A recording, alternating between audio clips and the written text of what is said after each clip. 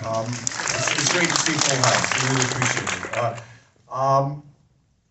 So if you, as I was, you brought up thinking about emotions and intellect as being dichotomies, because that's sort of a Western tradition of seeing humans being Dionysian and Apollinical or something, you know.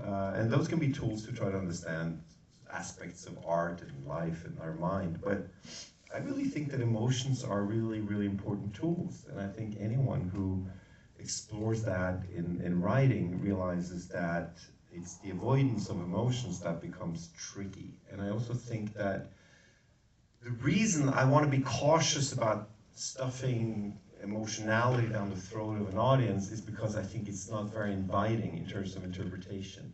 It's almost technical. And we talk about it a lot when we work, that we try to create a sense of life in front of the camera. And I think with this cast, I've had more of that wonderful experience than anything I've done, that they've really gone there to try to take risks and create things that are beyond what we planned, you know, which is what we're all yearning for in the moment when we film. But also that when we structure it in the editing, and even in terms of performance, that there needs to be an absence and something where there's space for the audience to identify themselves into it, so they're not being told everything.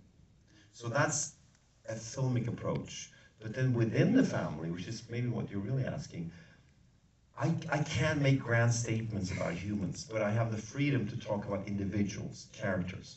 And Gustav Borg's big challenge is also being a man that we learn grew up as a man in an environment after the war where a lot of trauma was not processed and life had to go on, and the smiling 50s arrived. And I think, at least in my culture in Norway, and I think many other places in the world as well, that generation, were particular men, were